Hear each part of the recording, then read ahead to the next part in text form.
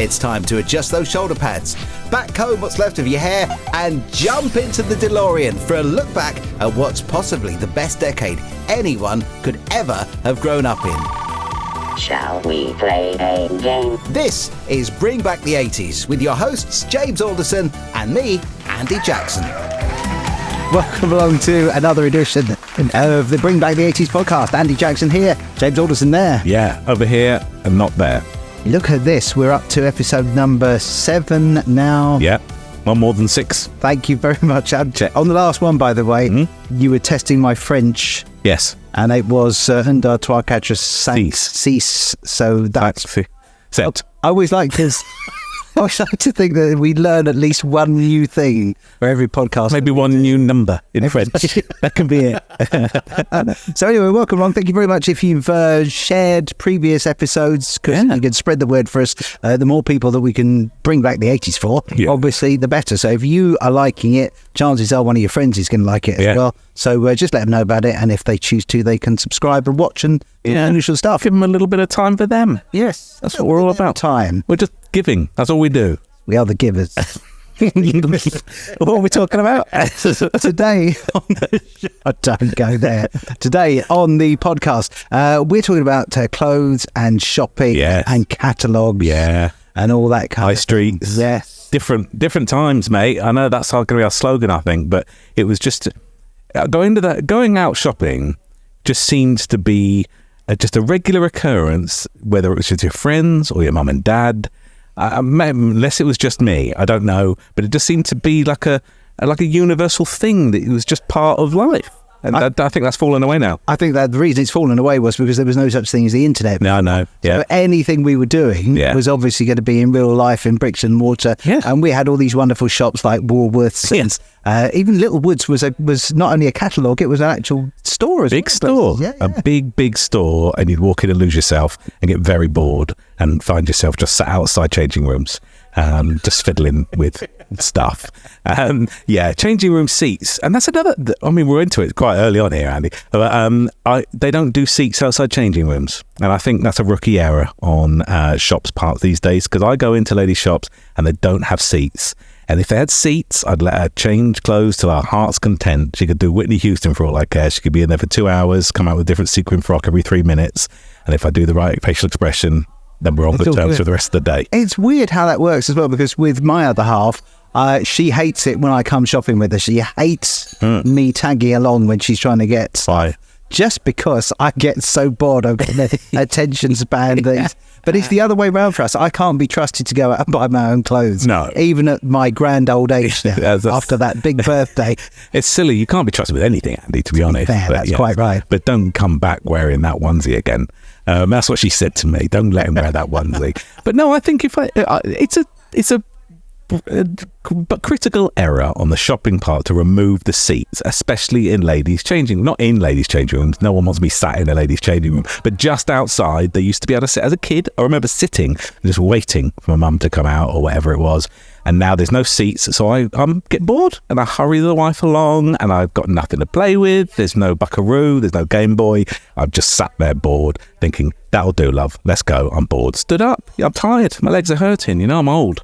In some civilized countries, and I'm thinking Japan, for some reason here, that they actually have special pods that wives can leave their husbands in when they go. This is obviously a now thing, not an 80s thing. The cryogenic pod. But you go there, your wife goes off to do the shopping, you sit in this pod, you got your Game Boy or whatever in there, and you sit there and entertain yourself, basically, until she's done.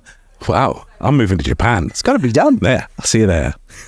But I mean, back in those days as well, you had the luxury of seats outside the changing rooms and all the department stores. I mean, we were so starved of entertainment as well. As you say, even going to a department store was a form of entertainment in itself, wasn't it? Yeah, well, you just go on forever and you turn a corner and you don't know what will be next. It might be technology. It might be a Santa's grotto. You just don't know. And I said to my boys, we used to have department stores. And my eldest said, what's a department store?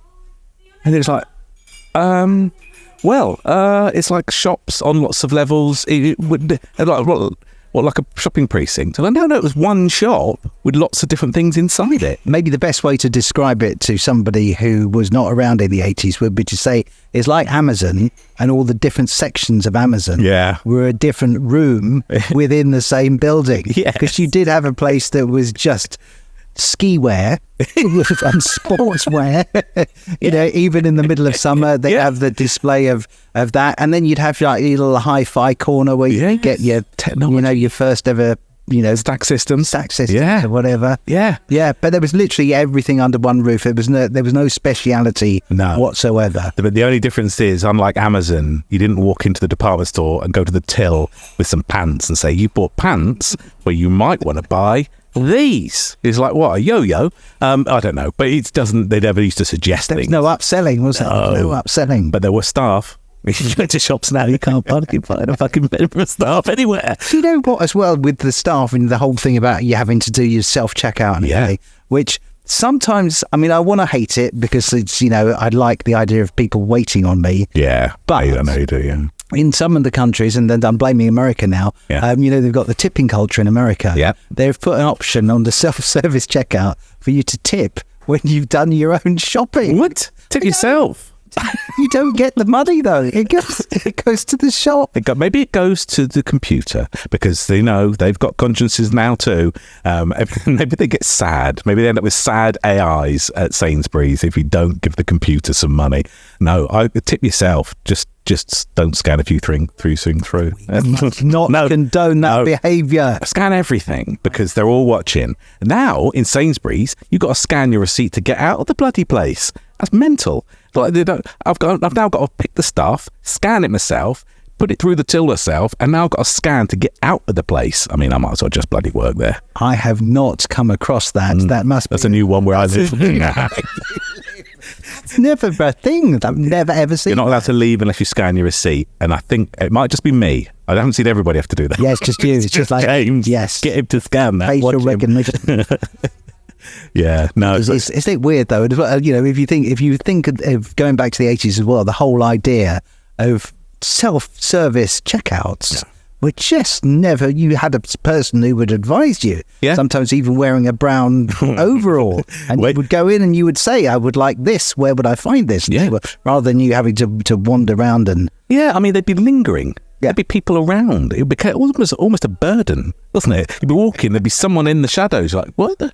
Who's this bloke? Can I help you, sir? No, I'm just walking about. Now, you have to walk around for an hour to try and find somebody. And when you do, they're very annoyed. Because nobody wants to work in retail. Nobody wants to work. With one exception, I must say, to a village very close to where I am in Wickham, there is a wonderful hardware store there. Okay. And it is like stepping back in time when you go in, because you can go in and you want like I wanted a little Jubilee clip. Oh, yeah. And I asked a person and they physically took me and showed me the range of Jubilee. And I thought, this is wonderful. You don't get that on Amazon, do you? Was that a museum you were in there? It was a museum. Working museum.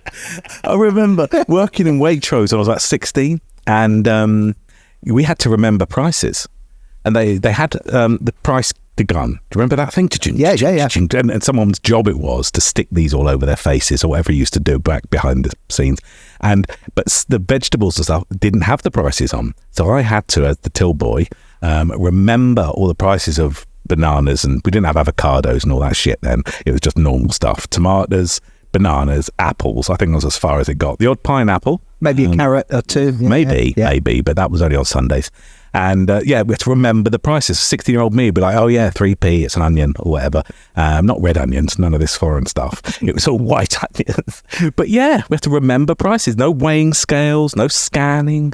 Memory, mate. It was barcodes that were the big thing, was it? Because there was no such, once upon a time, this might seem like incredibly difficult to believe, there was no such thing as a barcode. No. And I can remember this because back in the days when I used to have a proper job, it used to be my job to go around to shops and fix the tills. Yeah. So I would go around, and if something was wrong with their till, then I would be the one who would go in and unplug it and plug it back in again. Yeah. But there was no, and I remember when they started bringing in barcodes, and we were just thinking, what? So you don't actually have to physically put in the price, you just go bit, but it does it. And at the time, that seemed amazing. Well, at the end of the day, it is only lines, isn't it? It is. So it's very confusing to think that, someone once said, "Oh, can you read out the barcode?" And I didn't realise that there were numbers underneath. So I just went, "Well, thick one, thin one, thick, thin, thin."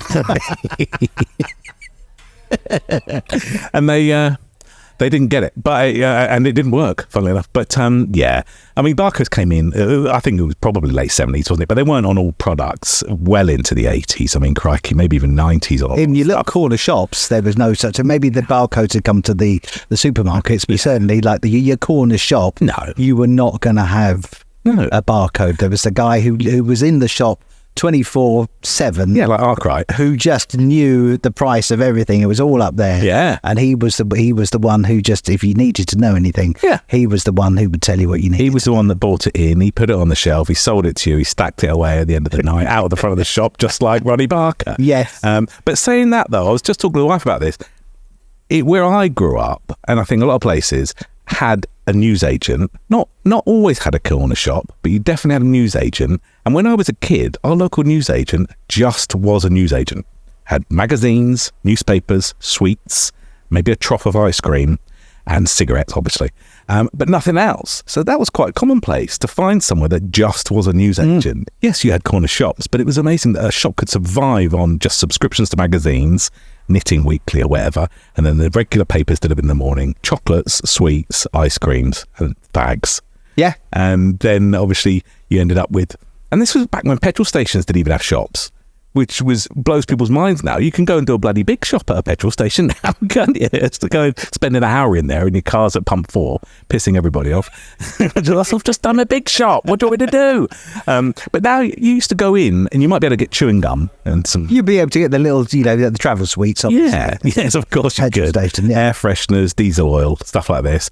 It's a grotty toilet out the back somewhere. But you couldn't go and get bread and chocolate eclairs and a loaf of some random, I don't know, and there wasn't a Greggs in there. Do you know what I mean? It was just, you go in and you get chewing gum, diesel oil, air freshener, some sweets, fags, pump 4, and that's it. And now it's just, it blows people's minds when you say to them, you could not go and get that. You couldn't get a drink in the early 80s from a petrol station. Certainly not alcohol either. The whole idea of actually mixing cars and alcohol, there was a big public outrage when they, it was mooted that they might start selling beer and things in petrol stations. People were outraged. I mean, I couldn't get through a long journey without a can of Foster's and 4 chocolate eclairs now.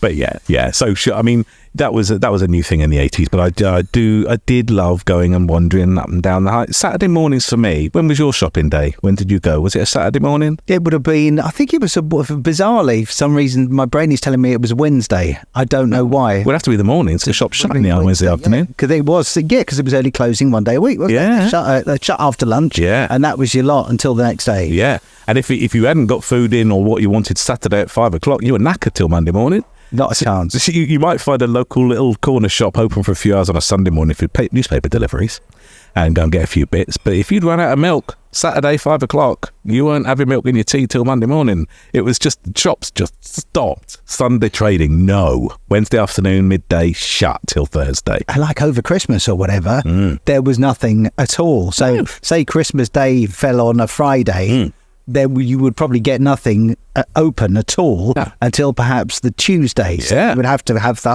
you would have to plan ahead. Yeah. Otherwise you were properly screwed. Yeah, and you weren't taking your gifts back. You weren't taking your whatever Buckaroo box back until maybe, I don't know, 3rd of January or something. And you have to just sit it there. Don't play on it. If you don't like it, don't play on it. Leave it there. We'll take it back.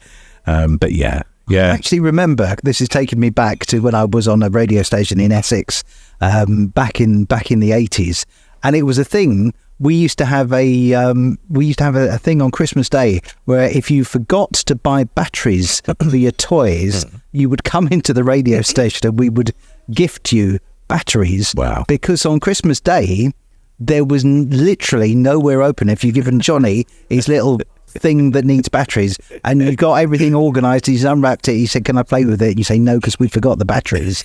You could not buy batteries unless you went to the local radio station and said, please can I have some batteries? So some sort of charity battery power out. Yes. You called it. But that was because, you were thinking back now, and you expect somewhere to be open on Christmas Day, don't you? Somewhere. Oh, now we would definitely have a petrol station will be open with a big shop available. They'd probably have the alcohol covered up. I don't know what they do, but yeah. I think when you bought things in the 80s, they would often. I mean, there was a time, some point in the 80s, where they stopped supplying plugs. That was a bloody nightmare, and I don't know what the hell they were thinking. You'd open up, like you say, no batteries or no plug. What's going on? No plug attached to this electrical device, and you have to attach your own plug. I don't know where that came from, but it was very frustrating. That was what you would go into Woolworths for, because you would buy your light bulbs and things like that, and they had racks of plugs, didn't they? And you would have to, every time you bought an item like a fridge, or I was going to say a microwave, probably microwaves were not. They were luxury items. Next to the sandbags on the shelf, yeah. Or your toaster, or your kettle, or whatever. This might seem incredible. This will definitely blow people's minds. They did not have a plug attached. No. And people used to not know how to put the plug on properly, and people would die because... Why am I laughing? They didn't know how to put a plug on. Yeah, they couldn't wire it up. Yeah, very, very strange. And I don't know what that decision was, because I think things come with plugs now. Yes. And they're welded on there. So you cannot go wrong. People still cut the plugs off. This is an interesting thing, though, isn't it, to work out if you were to give your kids an item with no plug on it and say, can you just put a plug on that? Yeah. Would they have a clue what to do? I mean, we had a lesson. Was it in physics? I'm not sure which it would have been. Biology. What are you going to do when Alderson dies? Bring him back to life. He's trying to wire a plug up. But I don't know what would happen. It was a test on the talkative kid in the class. But we did have a lesson. I think must have been physics, where you wire a plug up and do some electrics and bulbs and all that gubbins. I don't think my boys have done that. And I'll be honest with you, I'm not sure. I'm a bit rubbish, so I'm not sure if I could do it now. Which is probably why they started welding plugs to wires. Well, here's the thing. Here's when I prepared do it now. You've got 20 minutes. Go. No, we're fine. We'll see if you still survive. If it all goes quiet, it's just going to be Andy in future. Andy's going to be doing the podcast flying solo. So many people will be relieved. Isn't it great that James electrocuted himself?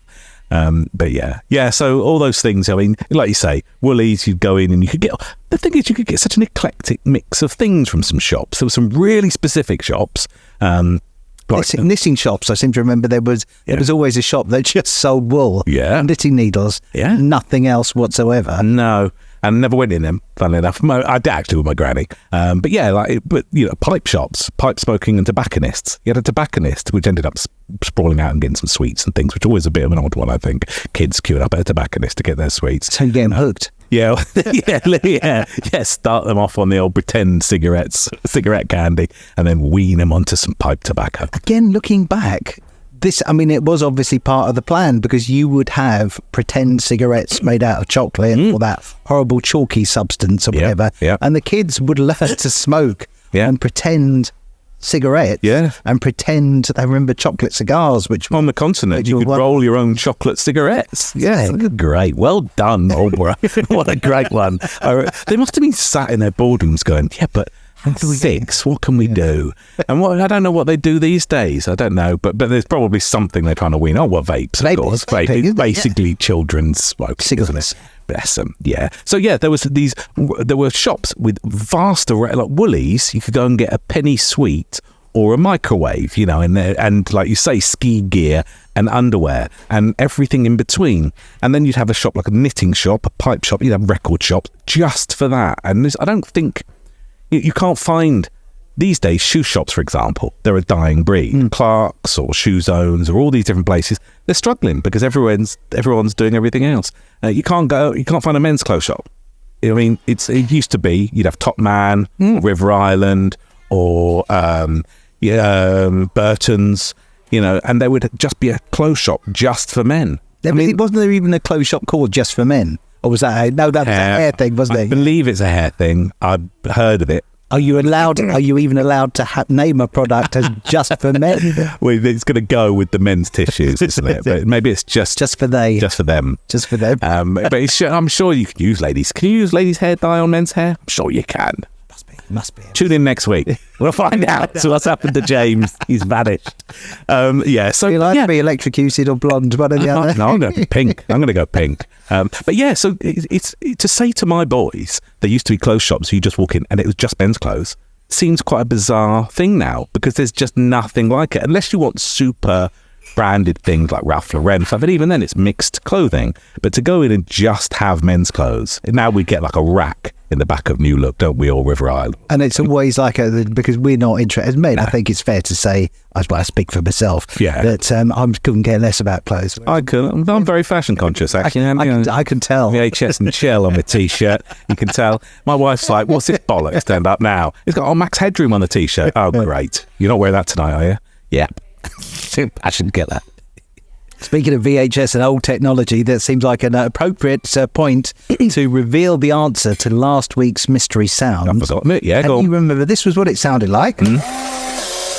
Oh yes. Can you reveal, James, what you think that might be? I think that was a Polaroid film being sort of produced out of a Polaroid camera. It was a Polaroid Sun camera. Great. To be exact. Thank you. If you guess that correctly, your name will come up in lights. I might even speak it at the end of this podcast as well. Really. I think I will speak it as well. For those who don't have the benefit of watching this delight, if they're just listening, it's very difficult to work out who's won by watching. So we will say at the end. I'll have to do like a Braille version of the podcast. Well, we're really hitting the demographic now. I just can't see it, Andy. So that was it. It was a Polaroid Sun camera. Well done if that was your guess. If you are the winner, your name will come up in lights. I will speak your name at the end of the podcast as well. Yeah. And you can claim one of these super soft T-shirts. Yes. Or 2 tickets to my tour show, which are selling out. So I won't be able to offer this soon. But maybe 2 tickets to any comedy night. But yes, the show, Bring Back the 80s of mine, stand-up show, is selling fast. I think a lot of them are sold out. There's some still in Fishbourne near Chichester, if that floats your boat. But again, that's happening in a couple of weeks. So message us to let us know the date that you want to come to. But that Polaroid film thing reminds me, because we were talking about the expensive films and 24 films, whatever. Jesus Christ, the cost of Polaroid films. It was mental. Even back in the 80s, it was like 5 or 10 quid for 10 or 20 photos or whatever it is in those little cassettes, You had money if you were using a Polaroid. If you use a Polaroid thing. They used to use them, it was like a very show busy thing, because they used to use them for continuity on TV shows. Did they? So that if somebody was, they were filming a scene. Oh, because it's instant. Then they stopped to go and have a cup of tea or whatever. There would be an assistant who would take a Polaroid so that they could make sure you were dressed exactly the same. So maybe they were catering towards the sort of like the showbiz. Yeah. Because I remember having them as well. You would get, you would have one of these cameras. Yeah. And you would only ever use one film in it because they were so expensive. Crazy. And you spend the time just flapping it in your hands like that as you're talking, just to try and get it to develop. Did that help? I don't think it did. No. And people used to use them because obviously if you took any shall I say, interesting photographs, then you were never allowed to get them developed. Never. They would call the police if you took the wrong kind of... You'd have to pick up your photos and you'd do a 3-year stretch just because you've got a NAD in there. But anyway, so you not... NAD. Anyway, sorry. If you decided that there was going to be... I mean, not that there was ever dick pics, of course. So that wasn't a thing, was it? But if you did anything that was questionable with your other half, maybe, and you wanted a photo, you could never develop it at Boots. So you might have Polaroids. I never did, obviously, because I was sweet and innocent. But some people used to use Polaroids for that. Anyway... I've just spotted a corner of my eye the original tills, the original shopping experience, because did you play shops when you were younger? Everybody plays shops. I think we did. It's only got 2 coins left in that, which is very relevant to my bank account at the moment, but it's that Fisher-Price till. There were tills as a critical part of toys. There was early Fisher-Price one, which was almost like a digital one, and then there was that manual one that went ka-ching and it shot out and all the coins would fly everywhere. I used to love that. Fisher-Price did some cracking sort of basic life skill toys, didn't they? There was a whole thing as well, as they used to have toys for girls and toys for boys. Yeah. I think the till probably sort of crossed over the divide. Yeah. But, back in the day, it would have been a thing that the Hoovers and the kitchen things were in the girls' part of the catalogue, the girls' part of the shop, and the things like the drills and the saws and everything were for the boys. Trying to train us up and get us into the disciplines, but now, as you say, got merged across. And I'll be honest with you, I quite enjoyed all the other things because, whilst I was never really into saws and things like that. I quite like the Hoovers. I mean, not now. Obviously, my wife thinks I hate Hoovers. Don't tell her I love Hoovers. But no, all that was very interesting and often a lot more life size. You get the little things as a kid, as a boy, and the toys were tiny little hammers and Hoovers and trolleys and all this stuff were quite big things. I must admit to all of us having a bit of a secret hankering for one of those kitchen sets. Yeah. Maybe even in those days I was thinking, oh, I might quite like to cook something one day. And they did seem to be like almost full size, didn't they? Yeah, right. And they had the trolleys and they had the shopping baskets and they had the shopping goods and stuff. And you'd often see, I mean, I see it every now and again, but back in the day, you would see a lot of kids pushing trolleys around Woolies, didn't you, and stuff, just to go to the shopping, following their mum, like, putting random stuff in the trolley. Put that back. I'm going shopping. No, we can't afford it. But yeah. Loved it. While we are talking about the things that you could buy while shopping, and we're getting on to gifts and things, we have revealed last time's mystery sound, which was the Polaroid Sun camera, which was one of the Insta cameras. Let's do this new one for this time around. If you know what this is, let us know via the usual channels on the TikTok or the Twitter or the Facebook or the Instagram or the YouTube, or straight into the email, all the different ways. You can let us know. You send us a voice note. We love a little voice note. If you're listening to this on Spotify, you can send us a voice note straight in there. This is this week's mystery sound. I'm locked in. Here we go. What the hell was that? It's fair to say it is quite a short sound. Do it again. But it is, if you listen, it's the end part. If you say, it's old. Turn it up for this. Go on. Turn it all the way up. Go on. Bloody hell. There's that little note at the end of it, and if you've ever used one of these, you will know instantly what it is. Wow. I'm not Rain Man, mate. What the hell do you think? Christ. You think I know what do let me know if I'm making these too difficult. God. I think that's a really easy one. Okay. But maybe if you know what it is, I mean, please prove James wrong and prove me right. Let us know what it is. You found something that I do not know. Right, it's time for me to get my own back. I'm gonna open James's special lunchbox surprise, or you're gonna open it. I'm gonna pass it across. There's one for me and one for you in there, so don't have them both. I don't know if you're going to remember these because you're a little bit older than me. Just a tiny a little bit in the 80s. But I used to love these. And if you don't remember them, well, you're going to experience them for the first time. Give me one. Thanks. That'd be good, James. If you're just listening on the podcast, this is... Yeah. We should have saved this for a mystery sound. You should have done. And they're KP Choc Dips, which is almost like a yoghurt pot. And you peel it back. Do you remember these at all? Yes. And half of them were chocolate. Oh, God. And half were like little breadstick things. Oh, look at the pots now. They used to go all the way to the bottom, these pots of chocolate. Oh, they've made them smaller? Well, they've stopped it about a centimetre deep, look. I can't... They have, haven't they? The chocolate used to go all the way to the bottom so that you could stick the stick all the way in and swirl it about. I'll use this on this camera here. Can we do it? It just goes... It's stuck about a centimetre deep and now the sticks are underneath. I'd say that's a good 6 inches there, James. And I used to love these because you'd be able to stick the stick all the way in, swirl it about, and now you can only do it so far deep. But I'm going to have a little nibble because I used to swear by these. Surprisingly good, actually. They haven't changed. It does actually taste like proper chocolate as well, rather than fake caramel. The funny thing is that KP made them. And it was always quite strange, I always thought. Because they were nuts, weren't they? Nuts, yeah. Yeah, always confusing as a kid. You know what brands are like. It's like walking into our price and they're selling underwear. You just think, this isn't weird. This is weird. Or WH Smith and they got cars in there. You got KP Choc Dips and there's no peanuts at all. I wonder if it even says it's got nuts in it. It's probably been made in a factory that may have nuts nearby. May have seen a nut. It says on here, may have seen a nut once. No, it's like... It's got a quality guarantee, best before 1987, so it's fine. Perfect. Tuck in. But yeah, I used to eat them by the bucket load. But yeah, Choc Dips, if you remember them, get in touch where we can be a premium fan. Yeah. And you could get little sweets. I remember my WH Smith, that carrier bag is like indicative of my childhood.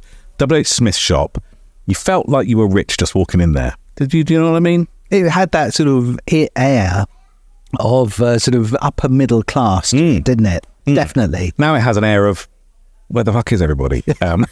How is this place surviving? How is this shop still going? You know, WH Smith has got to be on the dartboard of next retailer to go under because you sell books at full price still, the odd discount, you got magazines, They don't sell calculators. That's the downfall, if you ask me. No calculators and Parker pens and fountain pens under glass cabinets anymore. And they got one member of staff in the whole store. I think they're surviving because they're in stations, in train stations. Yes, and they're also in airports as well. Right, okay. Not just in this country. I've just come back from the north of Spain, and there's a WH Smith Is it? in the airport. How do they pronounce it there? How do you know it? What? They don't. As the northern Spanish pronunciation. Fluent. He's fluent. Wasn't that good? Wasn't that good? Mm. But yes, they sell the book. This is going to get me into much big trouble because I am a reader. Okay. I love to read. I love to read books, and I've got a Kindle, so I read them on the Kindle as well. Yeah. But I find the whole Amazon store when you're trying to find a book, is not as good as actually going into somewhere like WH Smith's or Waterstones or somewhere, and you actually physically leaf through the books. Yeah, I think there's a phase where people got really into Kindles and reading it digitally. But now you go on holiday, it's very rare to see someone reading. I'm one of those Luddites. Oh yeah. But what I do, this is the bit that's going to get me into trouble because, as you say, in WH Smith's and other stores, the books are expensive. They are. But I like to go in and have the browsing experience. Okay. So I go in and browse. The ones I like, I then take a photo of and then order them on Amazon. Oh no! Is that really bad of me? You are the reason that the high street's dead. If they made their books cheaper, then I would be going in there. If we bought them, they'd be able to produce more and make the books cheaper, Andy. It is. But yeah, I mean, I go in there and I go into WH Smith and I find a book I like. And I don't do what you do. I'm an honest guy. I just read a chapter at a time and leave. One way of doing it. Actually, it's funny, isn't it? The books are so expensive, but if you go back in time, there were certain things that were hugely expensive then that are cheaper now, and I'm thinking about computers and things. And you've brought one of your carrier bags in. Behind my head here, if you want to focus in, ladies and gents, if you want, this Amstrad PC, 400 quid, 395 out plus VAT. Plus VAT. And that's in the 80s. Yeah. And when you work about a pound in the 80s, it's roughly worth about £5 now. So you're looking at over £2,000 for a home computer. Then the equivalent. Yeah. And, you know, it's hard to even get your brain around that. I mean, you're talking, I don't know, that's got to have been a month's salary. Much more than maybe a month more than a month's salary. A couple of months at least. Yeah. It's hard to remember how it all worked out, but it's that the digital stuff. I remember the Dixon's advert I've seen recently where it was £1,400 for a video camera, you know, the home movie video camera thing. I mean, that's £5,000 plus. But someone's paying. Early adopters were doing that. I remember my father-in-law had one of those, and he was, when they first came out, he said, "Look at this," and it was a flipping great big thing. Like a wardrobe, on your shoulder. You have to have it on your shoulder. Yes. So the reason why we could afford them, because there was a new thing that came out, which meant we didn't have to pay for stuff with real money. Right. See if you remember this advert off the telly. We'll pay this one money. What's the date, check card? No idea. Idiot. I suppose you've got enough checks on you for the whole holiday. Oh, yeah. Oh, of course, money. Oh dear, running low. Don't worry, money, I've already paid. It's much easier and faster with me. Here's your receipt and a free sticker. Oh, I didn't get one of them today without that. Always wanted to stick one on him. So now you know how Access can really help you. For more details, contact us on 01200 0200. Access. What? You can't go online. You got to phone up. Yeah. Do you want to phone up and tell us to borrow? You want to borrow some money? First kind of big credit card was their Access, because credit cards never used to be a real thing, did they? No, and Switch and things like that. The first debit cards, the Switch cards, they were early things as well. But isn't that amazing? You have to phone up, and when you phoned it, the person would have answered. Yes. Not press 1 for this, stand on your head and press 2 for this. The phone would have rung, or it would have been engaged, of course. And a bank of 50 people would have been waiting off the back of that advert to get loads of calls in. Yeah. But yeah, that was the start. That was the start, in my opinion, of the beginning of the end. The end of civilization. The ruination of everybody. What a boomer. No, that was the beginning of the end of people's patience. That was the beginning of the end of people going, you know what? I'm going to put 20 quid by a week, and after 8 weeks, I'm going to go and buy that. It's like, no, bollocks. Right. I want it now. Right. I want it now, everything. And that is how it all started, and then it went downhill from there. It's down to access. It's the story of my life. Angry middle-aged man. That was the end. No, it was though. But credit cards. Houses were cheaper though, weren't they? Yeah, and the weather was better. We had seasons back then. No, it was, if you don't... I was awful at saving. I'm rubbish with money, still am. But you give someone the opportunity to not have to wait for anything, and they'll take it, of course. And so, credit cards were the start, and then obviously it goes on to all the buy it now, pay later, all that bollocks that came into in the 80s and 90s. So yeah, shops suddenly became open to everybody. We are certainly definitely getting much more impatient with this, because if I buy something on Amazon now, and sometimes you could buy something on Amazon, it says, you want it delivered tonight? Yes. And it say, we could deliver it by 10 o'clock tonight. And if it doesn't come, I get so bloody annoyed that it's come the next day. Yeah. I kind of almost want to phone them up and say, I'm not happy because this thing that I've just clicked a button for, instead of coming at 10 o'clock last night, it came at 8 o'clock this morning. Yes, it ruined everything. Don't worry, sir. We will beat a small child as punishment for not creating this product quickly enough for you. It is the things that we expect and we don't think what's going on behind the scenes that might actually be the reason for things not happening as quick as our impatient brains want them. I'm eating these chocolate dips. Sorry, you just get stuck in there. Of course, I suppose the equivalent of the 80s to the online shopping now was the catalogue, where you wouldn't touch a physical product, but you would have there's loads of clothing catalogues, weren't there? There's Grattan, Littlewoods. There was the Littlewoods as well. Littlewoods were all my favourite as well, because that was where I got my first little peek at what the opposite sex might look like when I got a little bit older. I was always stuck on the budgie smugglers. I'm thinking I'll be a real man one day. Look at this stud. Why is he in the computer section?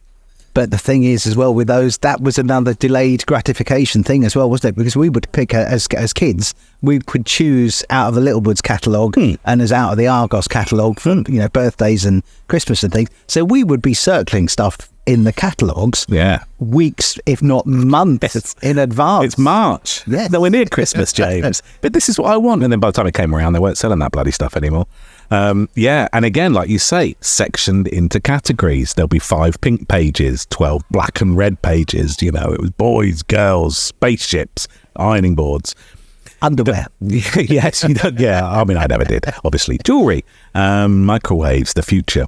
Look at this, Walkmans, woo! Yes, it was all very exciting. Catalogues were great, and it built this level of desire and pressure for parents.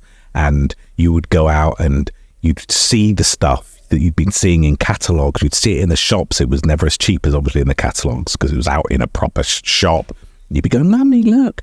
I remember I suddenly having a flashback then about that is looking in windows at Christmas, and we're going to do some Christmas episodes, aren't we? So I'm looking forward to that because I love Christmas. But looking in windows at Christmas, and they'd have whole displays, no real products, of just like moving characters and different little grottos and snow scenes. That used to be amazing. I remember as a kid when I lived in London, there was the famous Hamleys toy shop. Yeah. And it would be a day, this seems ridiculous now, but it would be a day out, and my nan would take me to go and look at the toys in Hamleys, and that was a day out to go and look at the toys.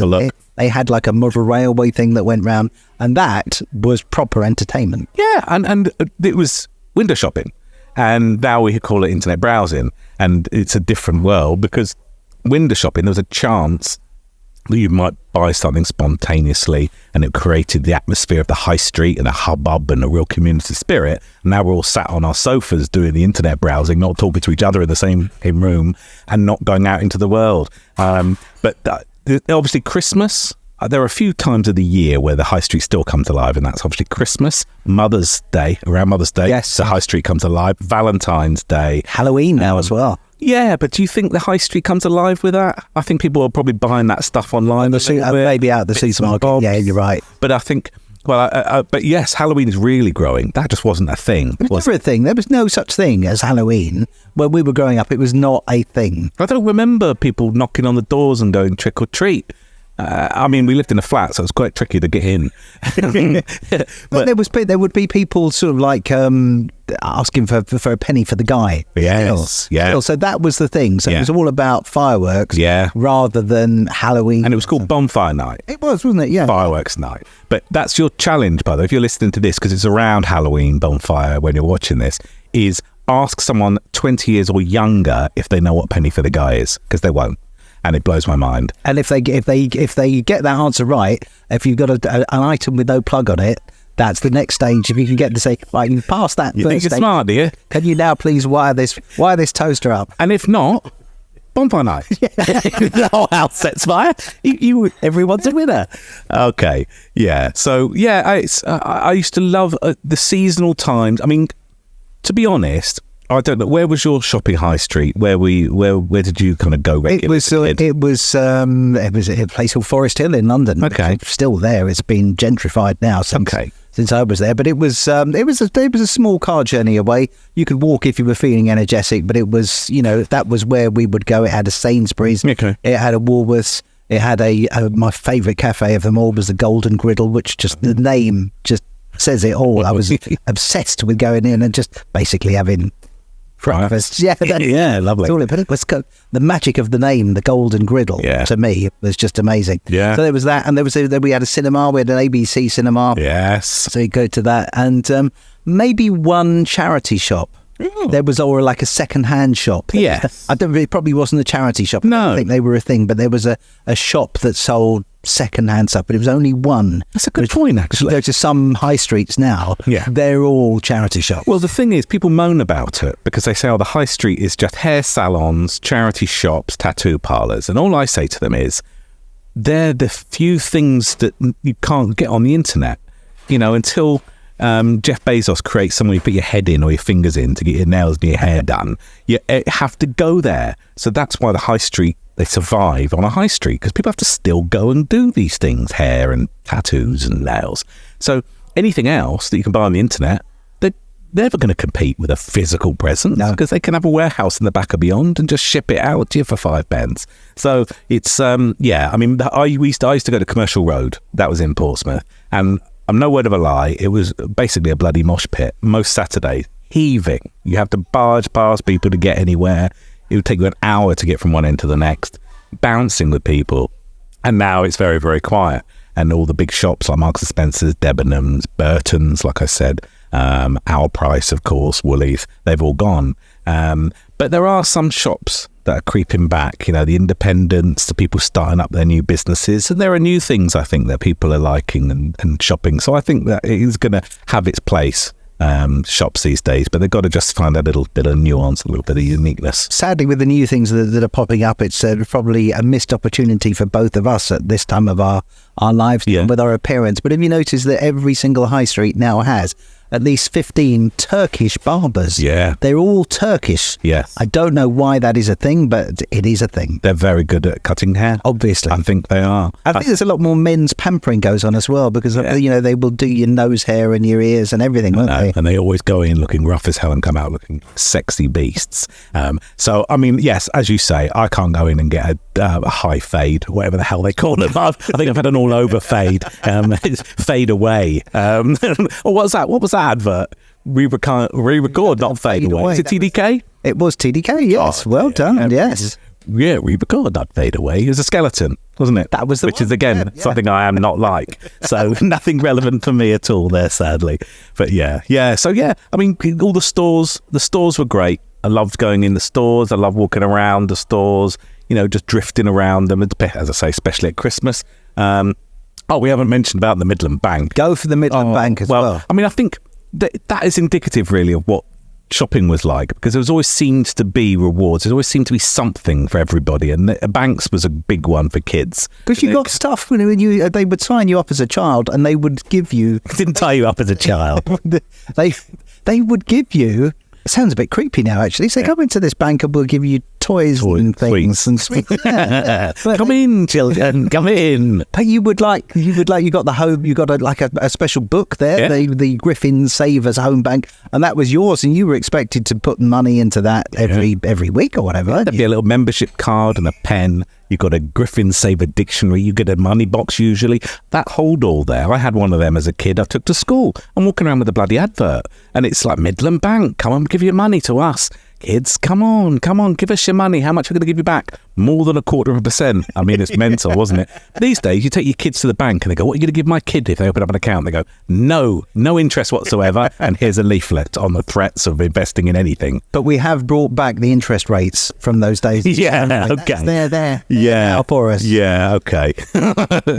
Yeah. I'm just looking at that. I'm just looking at that gift that you were given, a Yeah. Griffin Savers Oxford Dictionary. What I know. the worst gift that any child could be given? I was very excited. A How dare you. dictionary. I wonder if that's got the swear words in it, because you got a dictionary. The that first thing you ever did was look up. Well, you go straight to F just to see if it's in there. That one It falls. was. That one falls open at debt. That one. I was just like, how do I get out of it? Yeah. So yeah, good old Midland Bank. I think they had the NatWest piggies, didn't they? Yeah. And that you would go to the bank and there wasn't always a hole in the wall at the bank, so you'd have to go into the bank that would shut at lunchtime on a Saturday. And print out a statement and see if your pocket money was in there, or pay in your pocket money, because you weren't allowed to spend all your pocket money. You had to save some of your pocket money, and then you go down to Woolies and spend it on I was going to say CD singles, cassette singles, and pick and mix. I remember going into a post office. I had a post office savings account, and again, there was no technology, and it was literally written into a book in pen how much money you put in. Yes, I do remember that. Yeah. Thinking the possibilities of fraud there that I never even began to imagine back in those days. So innocent. Can you imagine? Just put a 1 at the Just a 1 or a 9. Yeah, actually, that's more sensible. I think I've worked out where my money problems go wrong. Just I'm not fraudulent properly. You got to go big. You got to go fraudulent. You got to go big. And I think on that note, that's a perfect point to end the podcast. Well, I've got to have more of my choc dip. I'm just going to give you one more reminder of this week's impossible mystery sound. Ridiculous. Hang about. I'm going to say I'm going to give a clue if you think it. No. Give a clue. No. Don't give a clue. This is it. Here we Go go. Last time.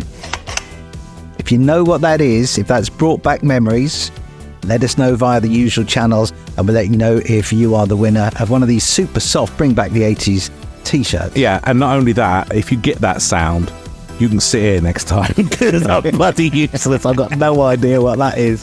I'm going to have to think now. I don't know what I'm going to have to. That's going to haunt me. But yeah, okay, well done, Andy. We're getting that. Never. So that is the podcast for this week. James, you're out and about in the middle of your big, sexy tour. Yeah, it is. Selling out everywhere, having a great laugh. Sorry I'm eating everybody, but yeah, great times. And jump on, Bring Back the 80s. Buy tickets if you fancy it from jamesalderson.net. And come along and enjoy some nostalgia with me. Indeed so. I will be on the radio where I've been for the last quarter of a century, doing the evening show on 105.8 till midnight, Monday, Tuesday, Wednesday, Thursday, Friday. And Sunday morning. Bright and early Sunday morning. Sunday morning. 7 a.m. Yes. Listen in. There we go. Wake up to Andy. Thank you for watching. Thank you for listening this time round. Episode 8 next time is going to be all about the toys. Toys. I mean, we've touched on toys so much over the episodes because it's such a great time to talk about toys. So we'll end up with these shelves stacked with toys, tormenting all the kids. Until next time, we will see you next Tuesday. Thanks for listening to this episode. No one guessed the mystery sound this time, so that means it's a rollover. If you've enjoyed listening to our 80s nonsense, do subscribe wherever you get your podcasts, and why not share this one with a friend? You can find out more at bringbacktheatiespodcast.com.